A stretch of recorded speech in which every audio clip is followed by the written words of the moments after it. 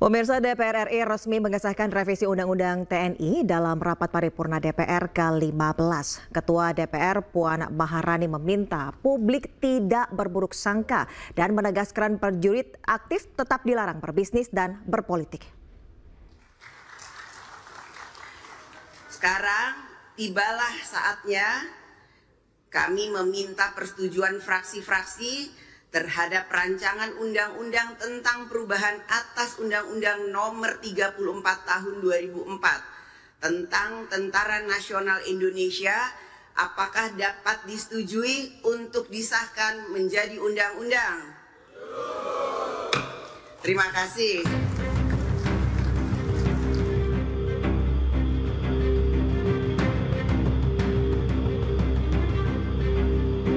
Ketua DPR RI Puan Maharani akhirnya mengetuk palu pengesahan RUU TNI menjadi undang-undang dalam sidang paripurna yang digelar di Gedung DPR Senayan, Jakarta, Kamis pagi. Paripurna pengesahan RUU TNI dihadiri 412 anggota Dewan dan turut dihadiri Menteri Pertahanan Syafri Syamsuddin, Panglima TNI Jenderal Agus Subianto, Menteri Sekretaris Negara Prasetyo Hadi, dan sejumlah pejabat lainnya. Sebanyak 8 fraksi di DPR atau seluruh fraksi menghadiri rapat paripurna dan menyatakan setuju atas RUU TNI. Tak ada penolakan dari 8 fraksi di DPR, namun masing-masing fraksi memberikan catatan. Atas pengesahan RUU TNI yang menuai kontroversi, Ketua DPR Puan Maharani menegaskan Undang-Undang TNI yang baru tetap melarang prajurit aktif untuk berbisnis dan menjadi anggota partai politik. Tetap dilarang, tidak boleh berbisnis, tidak boleh menjadi anggota partai politik, dan ada beberapa lagi itu harus, dan bahkan kalau di luar dari pasal 47 bahwa ada 14 kementerian lembaga yang boleh diduduki TNI aktif, yang TNI aktif itu harus mundur atau pensiun dini. Jadi tolong jangan ada kecurigaan, jangan salah berprasangka dulu. Mari kita sama-sama baca dengan baik setelah undang-undang ini disahkan.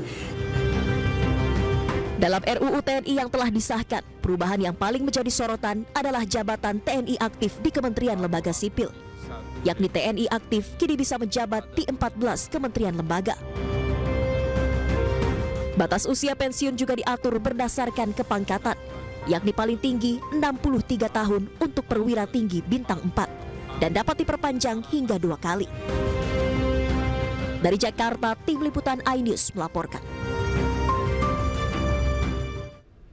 Menteri Pertahanan Syafri Syamsuddin yang diberi kesempatan bicara mewakili pemerintah setelah pengesahan UU TNI menyampaikan terima kasih kepada masyarakat yang turut terlibat dalam pembahasan revisi Undang-Undang Nomor 34 Tahun 2004 tentang Tentara Nasional Indonesia. Kami sangat berterima kasih atas berbagai upaya yang dilakukan oleh Dewan Perwakilan Rakyat di dalam memikirkan dan ikut mengelola bagaimana pembangunan kekuatan Tentara Nasional Indonesia ini kita bentuk agar supaya kekuatan pertahanan negara Republik Indonesia bisa menjadi kekuatan pertahanan yang bermartabat baik di dalam negeri maupun di luar negeri. Kami juga berterima kasih kepada seluruh komponen bangsa yang ikut serta mengadakan evaluasi melalui panitia kerja dan juga melalui Komisi 1 DPR RI dalam rangka perumusan proses revisi anggaran revisi dari Undang-Undang TNI Nomor 34. Kami juga berterima kasih kepada LSM yang ikut mengadakan koreksi-koreksi terhadap rancangan undang-undang tersebut. Walaupun saudara-saudara berada di luar dari proses RUU ini, tapi kita adalah bagian dari bangsa Indonesia yang harus memelihara kerukunan sesama bangsa Indonesia. Sahkan menjadi undang-undang dalam rapat paripurna. Ada 3 pasal penting dalam perubahan Undang-Undang Nomor 34 Tahun 2024 tentang TNI tersebut. Berikut selengkapnya.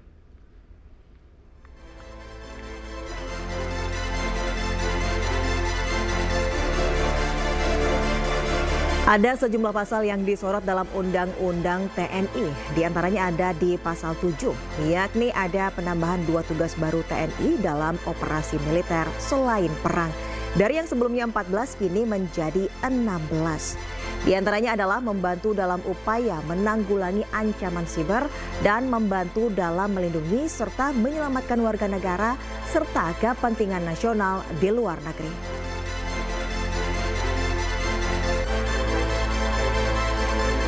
Pasal selanjutnya di pasal 47 terkait kementerian atau lembaga yang bisa diisi TNI.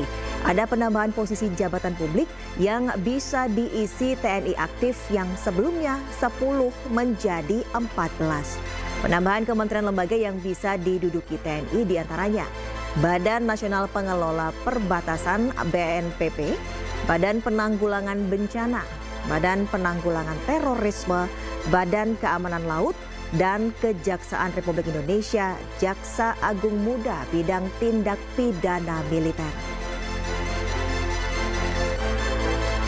Kemudian di pasal 53 terdapat perubahan batas usia pensiun TNI berdasarkan pangkat dan jabatan. Di antaranya Bintara dan Tamtama maksimal 55 tahun.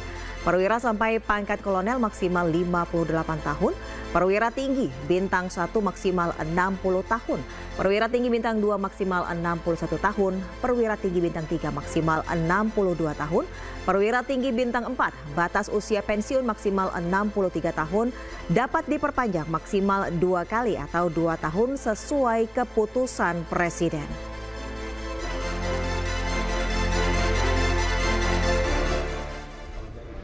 PT Sritex akan beroperasi kembali dengan investor baru. Para pekerja pun disebut sudah mendapatkan kontrak baru. Informasi selengkapnya usai jeda, tetaplah di Pemimpin Rakyat.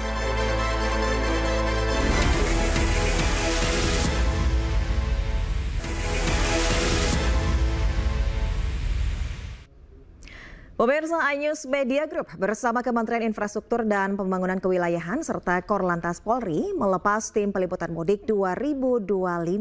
Nantinya tim peliputan iNews Media Group akan tersebar di hampir seluruh wilayah Indonesia. 3, 2, 1. Inilah pelepasan tim liputan mudik iNews. Dari lobi iNews Center Kebon Sirih, Jakarta Pusat, iNews Media Group melepas ratusan tim peliputan mudik 2025 untuk membantu maksimalkan laporan informasi seputar arus mudik dan arus balik Lebaran 2025 kepada masyarakat. Hadir dalam pelepasan tim peliputan mudik 2025, CEO iNews Media Group Angela Tanusudibyo bersama Menteri Koordinator Bidang Infrastruktur dan Pembangunan Kewilayahan Agus Harimurti Yudhoyono melepas tim liputan mudik Lebaran 2025. Sebanyak 63 orang diturunkan untuk melaporkan situasi arus mudik dan arus balik musim mudik Lebaran 2025. Pesan saya untuk rekan-rekan saya di iNews Media Group, 63 rekan-rekan yang turun langsung ke lapangan untuk meliput arus mudik dan arus balik, jaga kesehatan, jaga semangat, karena apa yang rekan-rekan kerjakan ini untuk kebaikan seluruh masyarakat Indonesia. Diharapkan tim peliputan iNews Media Group dapat membantu suksesnya pengelolaan arus mudik Lebaran 2025. Konektivitas benar-benar bisa dipersiapkan. Jalannya sebisa mungkin tidak ada kendala. Kalaupun ada kerusakan, tim dari Kementerian Perumahan, saya ulangi, Pekerjaan Umum bisa langsung memperbaiki dengan alat beratnya. Kemudian juga tadi ada sejumlah penguatan rest area, termasuk juga buffer zone yang dipersiapkan di titik-titik yang biasanya memang terjadi kepadatan. Tetapi paling tidak semangatnya adalah dengan menambah jumlah maskapai dan juga alat angkut transportasi ini juga semakin memudahkan masyarakat untuk mengambil pilihan-pilihannya. Sekaligus juga ada diskon yang kita hadirkan dari pemerintah agar harga tiket bisa semakin murah dan masyarakat juga bisa lebih menikmatinya. Tim Liputan Mudik Lebaran akan menyampaikan informasi terkini seputar arus mudik dan arus balik Lebaran mulai dari tanggal 24 Maret hingga 8 April 2025 yang tersebar di 7 titik. Tim Liputan iNews melaporkan. Kita ke informasi selanjutnya, pemirsa. Usai dinyatakan pilot, PT Sritex akan beroperasi kembali dengan investor baru. 5.000 pekerja ex PT Sritex pun disebut sudah mendapatkan kontrak baru untuk kembali bekerja. Niat pemerintah untuk mempekerjakan kembali ex karyawan PT Sri Rejeki Isman Tbk tidak lama lagi akan terwujud. Diinformasikan 5.000 ex karyawan PT Sritex sudah menaikkan kontrak kerja setelah PT Sritex mendapatkan satu investor baru. Hal ini juga dibenarkan oleh Yasierli, Menteri Ketenagakerjaan, saat mendatangi PT Sritex di Sukoharjo, Jawa Tengah. Dalam kunjungan kerja itu, Yasierli memastikan pemenuhan hak-hak pekerja yang terdampak akibat pilotnya Sritex Group. Melanjutkan bisnis PT Sritex Group dan juga tidak terlepas dari peran tim kurator yang telah membuka kesempatan bagi investor yang berminat untuk mengaktifkan kembali operasional perusahaan, sehingga dengan sendirinya terbuka juga peluang kesempatan bagi ex pekerja Sritex Group untuk bekerja. Sementara itu, Kepala Dinas Perindustrian dan Tenaga Kerja Kabupaten Sukoharjo, Sumarno, menyampaikan akan ada ribuan ex pekerja PT Sritex yang berpotensi kembali dipekerjakan. Kemarin laporan dari calon investor ini 5.000 untuk tahap pertama, kemudian nanti akan selanjutnya dilakukan perekrutan selanjutnya. Meski sudah diketahui kesepakatan bekerja, namun belum diketahui kapan ex karyawan PT Sritex akan mulai bekerja kembali. Dari Sukoharjo, Januar, iNews melaporkan. Wakil Menteri Pariwisata Niluh Puspa pastikan kesiapan sarana dan prasarana Pelabuhan Merak untuk hadapi lonjakan arus mudik Lebaran 2025. Selengkapnya sesaat lagi.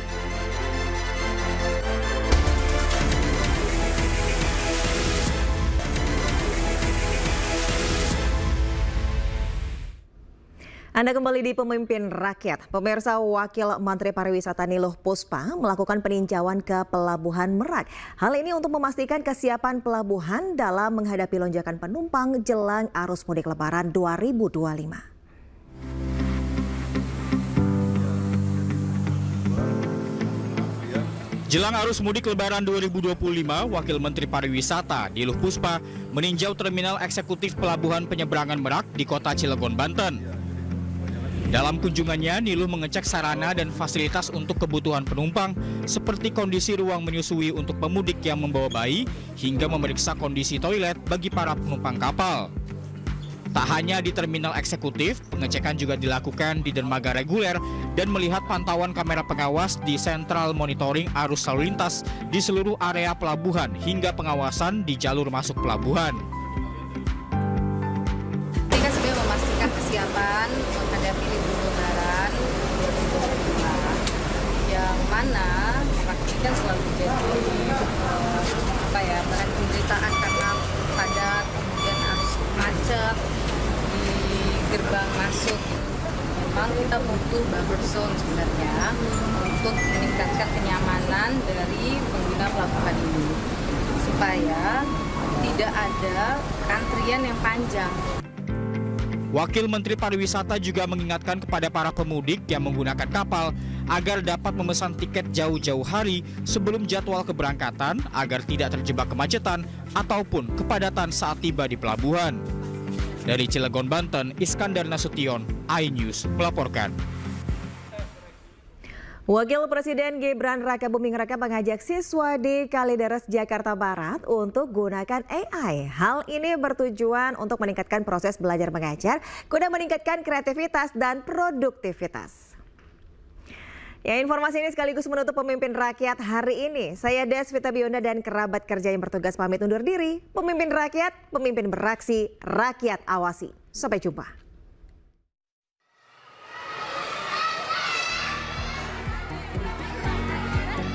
Wakil Presiden Gibran Rakabuming Raka mengenalkan aplikasi berbasis kecerdasan buatan dalam program nasional Digital AI atau Pandai kepada para siswa di SMA Bunda Mulia, Kalideres, Jakarta Barat. Kegiatan bertujuan untuk memperkenalkan teknologi AI di bidang pendidikan yang mengusung percepatan transformasi digital. Gibran menekankan bahwa AI digunakan tidak untuk mencari jalan pintas, namun meningkatkan kreativitas dan produktivitas. Kita pakai AI bukan untuk mencari. AI ini bisa meningkatkan kreativitas seperti ini, meningkatkan produktivitas, dan sekali lagi kita pengen ini bisa menunjang kegiatan sehari-hari, mempercepat proses belajar mengajar untuk Bapak Ibu guru juga, dan sekali lagi ini untuk mempermudah teman-teman semua ya. Tidak hanya para siswa, namun Gibran juga meminta para guru untuk ikut belajar teknologi AI agar dapat mempermudah proses belajar mengajar karena dapat membantu apabila dimanfaatkan dengan baik dan tepat. Tim Liputan, iNews melaporkan.